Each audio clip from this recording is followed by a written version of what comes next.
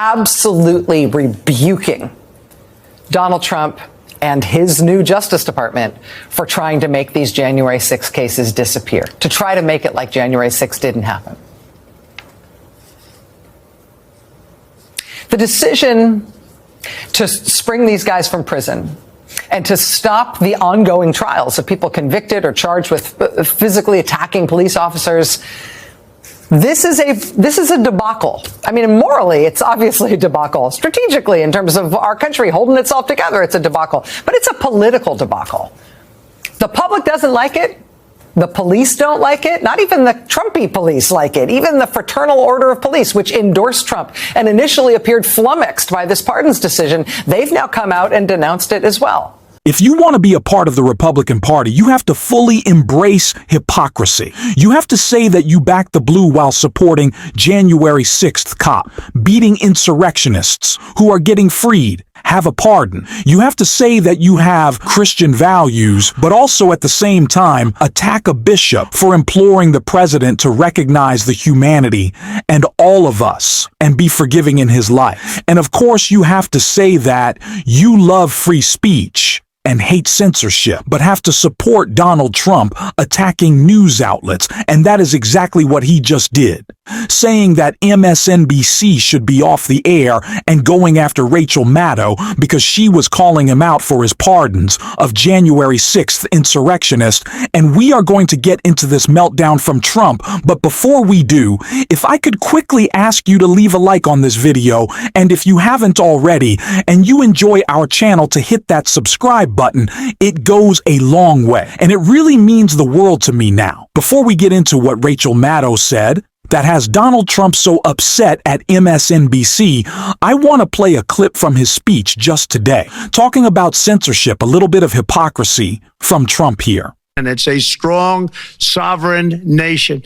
In addition, I'm pleased to report that America is also a free nation once again. On day one, I signed an executive order to stop all government censorship. No longer will our government label the speech of our own citizens as misinformation or disinformation, which are the favorite words of censors and those who wish to stop the free exchange of ideas and signed an executive order declaring there would be no more government censorship, free speech for everyone. Unless you have something mean to say about Donald Trump, then shut your mouth and we're suing you. We're coming after you. Yeah, I guess that tracks. And now, before we get into what Donald Trump said about MSNBC, this meltdown that he had on Truth Social, I first want to play. We conceivably spur this all on a call out from Rachel Maddow right here. Senator John Thune, the Republican leader in the Senate, pilloried for trying to insist that the pardons were considered on a case-by-case basis when they absolutely were not. Everybody with a January 6th conviction, everybody got a pardon or commutation. There was no case-by-case consideration, Senator. And on top of all of that, now tonight there has been an extraordinary rebuke of these pardons from the court system. And again, we're going to talk about this more a little bit later on, but I just want you to listen to this. I'm not sure this is widely circulated today. I do not think you will have heard about this. But this is from Judge Beryl Howell of the Federal District Court in Washington, D.C. Just listen to this. I'm just quoting directly here. The United States government moves to dismiss with prejudice the 9-count superseding indictment against defendants Nicholas DiCarlo and Nicholas Oakes. The two defendants in this case, one of whom founded the Hawaii chapter of the Proud Boys and served as a senior leader of the group, both admitted under oath their criminal conduct at the U.S. Capitol on January 6, 2021. Both men admitted throwing smoke bombs at law enforcement while on the grounds of the Capitol. Both men admitted to breaching the Capitol building and defacing the Capitol building and stealing equipment from law enforcement officers responding to protect the building and its lawful occupants from the rioters. The current posture of this case is that even after the defendant's admission of egregious criminal conduct, both outside and inside the U.S. Capitol building, and the government expending significant time and resources in identifying defendants, investigating their criminal conduct, and filing 3 separate indictments against these defendants, the government now seeks to dismiss the pending indictment against these defendants. Judge Howell then explains that while the court, under law, doesn't have much of a choice to continue a criminal case if the government decides to drop it, she's sort of compelled to drop it if they wanted to drop it. She says the law does, quote, vest some discretion in the court in terms of how to handle the details of this unusual situation. And check this out. This is astonishing. Quote, to ensure that the government's request for dismissal of criminal charges sufficiently protects the public, the government may be required to submit a statement of reasons and underlying factual basis, which must be substantial, to justify the dismissal of an indictment. Here, the government's cursory motion provides no factual basis for dismissal. The only reason provided for this instruction is the assertion that this action, quote, ends a grave national injustice that has been perpetrated upon the American people over the last 4 years and begins a process of national reconciliation. That was in Trump's order that all of these cases should be dropped. Ends a grave national injustice. Judge Howell continues, quote, no national injustice occurred here, just as no outcome determinative election fraud occurred in the 2020 presidential election. No process of national reconciliation can begin when, I'm quoting the judge here directly, when poor losers whose preferred candidate loses an election are glorified for disrupting a constitutionally mandated proceeding in Congress and doing so with impunity. That merely raises the dangerous specter of future lawless conduct by other poor losers and undermines the rule of law. She says, quote, having presided over scores of criminal cases charging defendants for their criminal conduct outside and inside the U.S. Capitol building on January 6th, which charges were fully supported by evidence in the form of extensive videotapes and photographs, admissions by defendants, and testimony at trials. This court, she says, cannot let stand the revisionist myth relayed in this presidential pronouncement.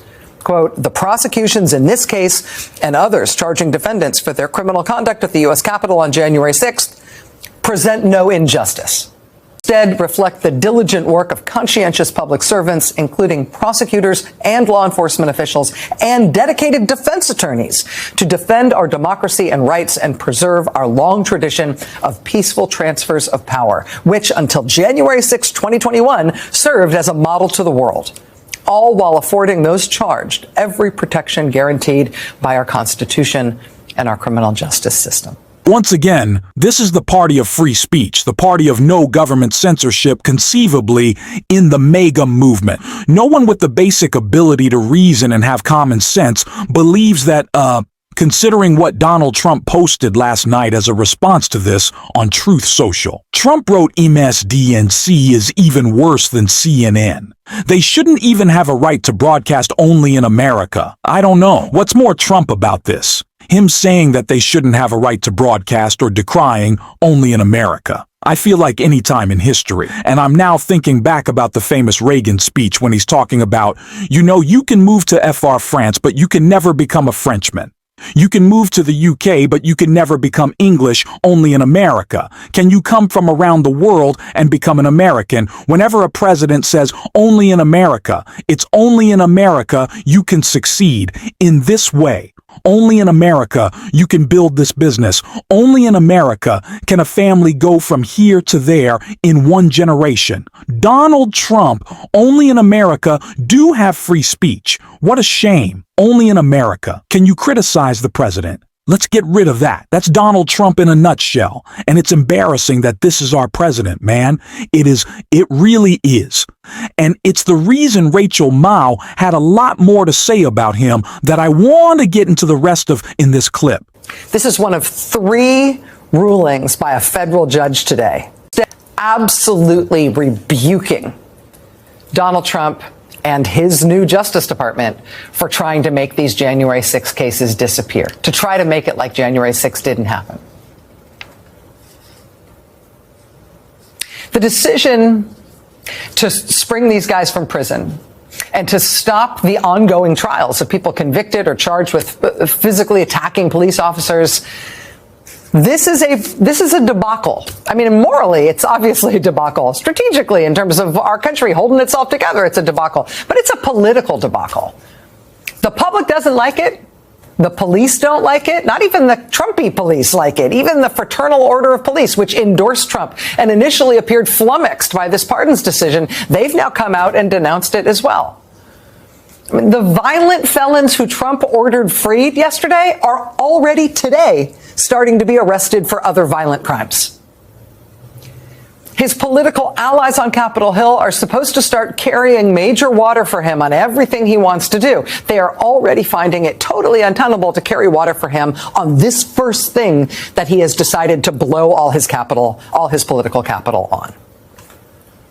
I mean, some of the felons he freed, including one of the paramilitary leaders who Trump just freed from his 18-year federal prison sentence, this guy turned up at Capitol Hill today.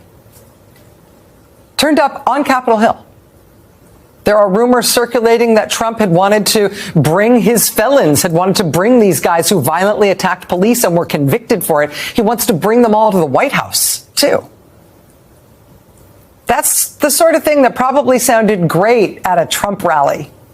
Probably sounded like it was something the people wanted when you were stewing about stuff like this at a Trump rally, at one of your Fidel Castro-esque, 3.5-hour-long rambly speeches where most of the people left before you were halfway through it. Probably sounded like a great idea that everybody would love you for. But you know what? The country is not a Trump rally. And the country appears to be repulsed by the very first big thing that Donald Trump has done in his new presidential term. And whether or not he can see it, every other Republican in Washington is learning it very quickly. At least all of them who can read polls are learning it very quickly. Any of them who can read polls or who can hear the questions from their own constituents back home and from reporters about what the heck is this mess with freeing these convicted violent felons. And does the senator support it? Does the congressman support it? And can you explain why? And saying you haven't seen the details, or you don't know exactly what's happened here, or you want to look more into it, that answer isn't gonna fly. It's an absolute debacle. And I think importantly, as my good friend Chris Hayes often says, politics did not stop when Donald Trump was elected. The laws of political gravity still apply.